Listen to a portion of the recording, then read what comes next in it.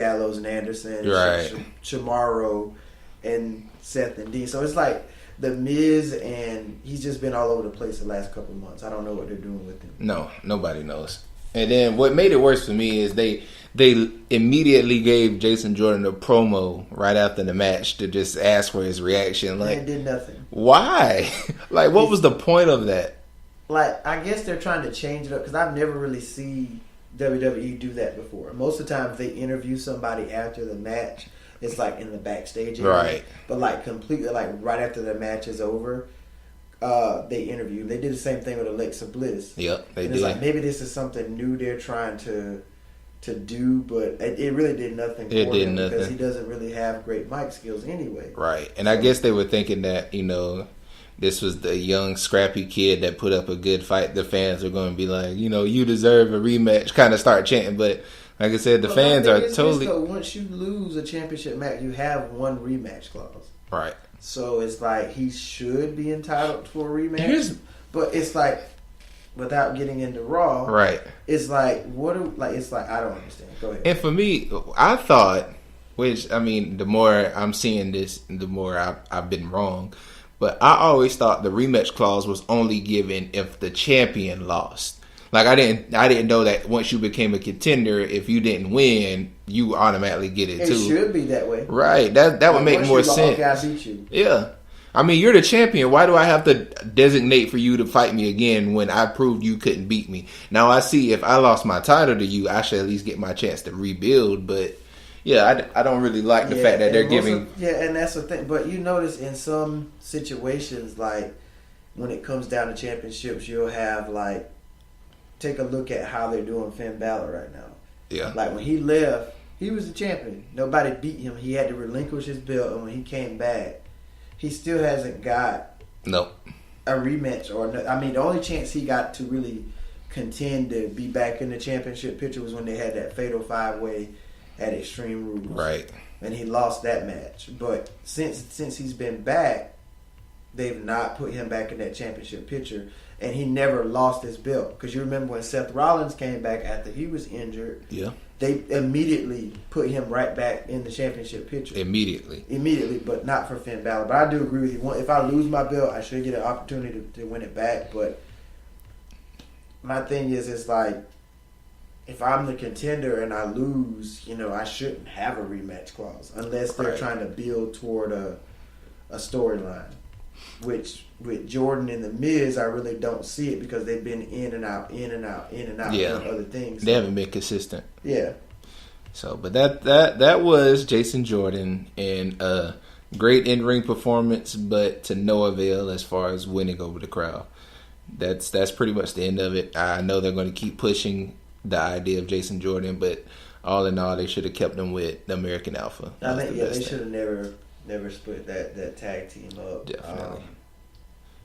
It's just, I mean, he's a great competitor. I give it to him, but a lot of times you can have the talent in the ring, but it's what the company's vision is for you and how they use you. And right now, it's just, it always comes back to WWE creative and how they build these guys up and who they're pairing these guys with. Right. The Miz is actually a great person to pair someone up with because he can get you over because he's a really great heel. Definitely. But it's just like the way that they've been building Jordan since he's been there. It's just like it's just been in and out. So I don't know if it's something that the Miz just doesn't agree with. Because I know sometimes the wrestlers have some say in who they want to work with and how they want to do it, and maybe Miz feels like, well, I've tried just about all I can do, and it's just it's not working. Definitely. Next, we have Bray Wyatt versus Finn Balor. I, for one, am glad that this is finally over. But I mean, now let's recap the build to it. It was Bray Wyatt coming out of nowhere, sneak attacking Finn Balor here and there. And he finally got the best of him. One of the matches before, I think SummerSlam, he poured some blood kind of looking thing on him. And Finn Balor was like, all right, now it's time to do the demon. He beat him once he did the little Demon King. Then Bray Wyatt decided to go back on him and say, well, you know what? I can beat the man. So you can only win with that persona. And that's pretty much all that led up to this one. Now it's just the fact that Bray Wyatt challenges the man, which I did like. Finn Balor, we talked about last week. We liked this promo saying that if the man created a demon, how powerful do you think the man is, basically? Mm-hmm. And for this match in particular, Bray Wyatt, of course, attacked Finn before the match started, injured his ribs. That was the gimmick for that. And it was almost looking like they were going to walk Finn Balor off until Bray got on the mic and started calling him a coward and all this stuff, even though he attacked him from behind. Yeah, it was a coward. Right. At that point. So, of course, Finn Balor trying to be a man. He comes back, starts the match. How do you feel about this match? First off, he threw me off with the ring gear. I'm used to seeing Balor in all black, and then he comes out in JD from NY on his No Mercy, from NY206 from his No Mercy review had me laughing a little bit because he said Finn Balor looked like he was modeling for Hanes with the gray and the white thing going on. But maybe it's something different he's trying. With Bray Wyatt, man, Bray Wyatt is a good talent. Don't get me wrong. Right. He's a good heel, and to be his size, he's actually pretty good in the ring. Oh, definitely. He's actually pretty good in the ring. So I could see if he was just all talk and he couldn't really perform in the ring. And I actually like the chemistry between him and Finn Balor. But when you look at this match, it's like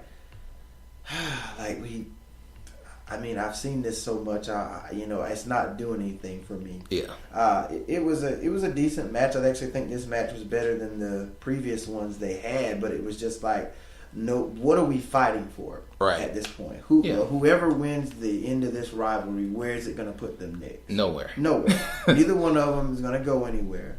They're not in contention for Universal Championship and not in contention for Intercontinental Championship. So what does this match do for Finn Balor by winning this match? Nothing. It's just like you say, okay, the egos, my alter ego plus me as a man can beat Bray Wyatt. I pretty much bested Bray Wyatt. Right. This was just supposed to be one of those personal bad blood feuds, which, like you said, for the long run, as far as their careers, it didn't do anything. I won't look back at it and just say, oh, man, you remember that Finn Balor, Bray Wyatt? Right. It won't be like one of those things, and I look back and just be like, oh, that was a great rock. Yeah. Nobody. It was just like. Yeah, there's not many no championship feuds that people remember. Most of the major feuds are the ones that involved titles. But now I will say I wrote down some good little parts in the match or whatever. Okay. And when Finn Balor got on the turnbuckle, Bray Wyatt did his little spider thing. That was pretty cool. I like that, and they had a little stare down on it, and I just thought that was a good moment. How they just paused and Bray Wyatt kind of did his little his get up thing. Another part for me was when Finn Balor did his first coup de grace on the back of Bray Wyatt's head. Ooh, yeah. Now that I thought it was going to be over right there, because anytime he does the coup de grace, he just does it towards the midsection. So for him to directly do it on the head, you would think that's a KO blow, which of course it wasn't. That was more towards just the middle of the match. Mm-hmm. But like I said, I did like that, and he, of course, Bray kicked out at 2. But then it turned into Bray Wyatt looking like the bully, and I felt like after the rest of this match, it tried to make Finn Balor kind of like a Daniel Bryan, the underdog, because Bray Wyatt started doing like the suplex throws on Finn Balor a good couple times across the ring. And so it really took away the heavyweight appeal to Finn Balor. And then it made it look like I said, it was the Daniel Bryan underdog coming over. Because, of course, Finn Balor did win. And he hit him with a second coup de grace for the W. So I like those parts of the match. I think maybe this match was to build him up as a underdog, kind of to relive the Daniel Bryan story, which, besides the fact that he's doing the Daniel Bryan thing, I don't like it because it really took away his heavyweight appeal. Like, before this match, I never thought of Finn Balor as anything under a heavyweight, like except for, of course, when he ever got the chance to fight Brock Lesnar, he's going to be way out of his. And that's what a lot of people think. Like, a lot of people say, "Well, why put him back in Universal Championship picture?" But that's kind of more of like a David Goliath type thing, right? You know, Brock Lesnar. I mean, you got to give people a rivalry that's going to be believable. Yeah. And I mean, Finn Balor is a heck of an athlete. But, I mean, looking at Brock, looking at him would just be... I mean, you just wouldn't believe that Finn... I mean, I understand, like, the Daniel Bryan thing, the comeback, like, possibly pulling off the upset. I'm not saying they won't allow Finn Balor to beat Brock, but then look at all the people that Brock has conquered. Yeah. And it's just like, oh, so Finn Balor's the only one that could beat I don't Brock. I wouldn't like it, honestly. And like well, go ahead. And I was gonna say if Brock Lesnar could do what he did to Randy Orton, that pay-per-view where it was just pretty much they had to quit the match because Bray busted his head open, then I don't expect anything more out of the Finn Balor fight. I mean, look how he destroyed Dean Ambrose and talking about Monday. Don't tell. Well, I'm saying remember when Brock and Dean fought at WrestleMania? Oh yeah, that is right. Remember how he destroyed Dean Ambrose, how he beat up Randy Orton, how he pretty much has just beat pretty much everybody. I mean, here lately, like we said, we don't want to get too much on Brock, but like they're making him look more human, if anything. But I don't really believe that Finn Balor can make him look human. It would take somebody like a Strowman or a Joe, a tough guy, a big guy, or Roman Reigns. And Balor's anyway, because I know that's how you felt. Even though I like it, I know that's how you felt. I mean, it's just. But that's what it's leading to. I couldn't believe it if it was Brock and Finn. But I do believe Finn, he does deserve a chance to get back into the mainstream of things, you know. But right now, it's just like, where is he going? What are we doing with him? At least put him in an Intercontinental title feud. I would like to see him in the Miz feud for the championship. And I thought that's the route they were going to go in that Battle Royal. And then you see Bray Wyatt pop up. You're like, oh, my God, here we go. Right. So... I mean, hopefully this is the end of this rivalry. I am hoping that it is, but then at this point, what's next for Bray and what's next for Balor? That's true. Like, where do we go from here with these two competitors? I mean, both are really good talents, but it's just like, who do they feud with?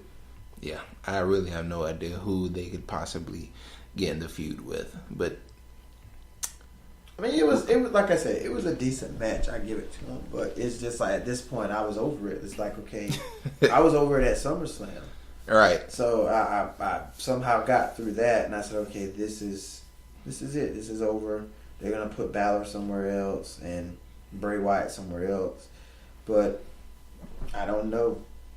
I think so, man. Like I said, when they started this feud after SummerSlam, I just felt like.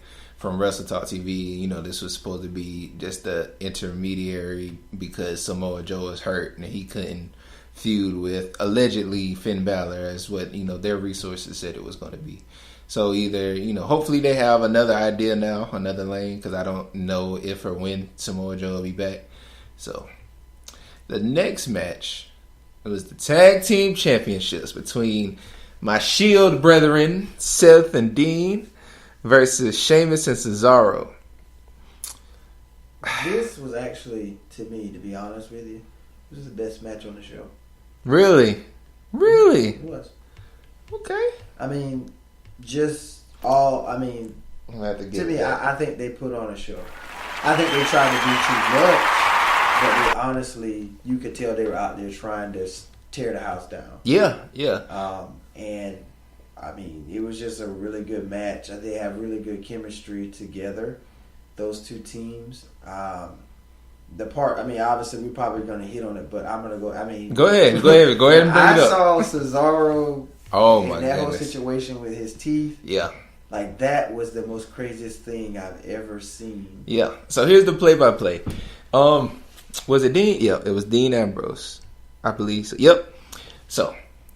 The situation was, Cesaro was laying on the ground. Dean had his legs up like he could possibly do it to submission, but instead he does the situation where Dean falls back and it kind of catapults the person on the ground into the air, usually into the turnbuckle. Cesaro, being as athletic as he is, he kind of overjumped the turnbuckle and hit the post behind him. And in doing so, it broke his 2 front teeth, and it was just blood all over his face. Like, you could tell the fact of that he didn't sell it lets you know it was real. Yeah, because like, he just immediately stopped. It was like, oh my God, like my mouth is like busted. Right. And then he like my teeth. Like he did a check. Like like my teeth. They're not there.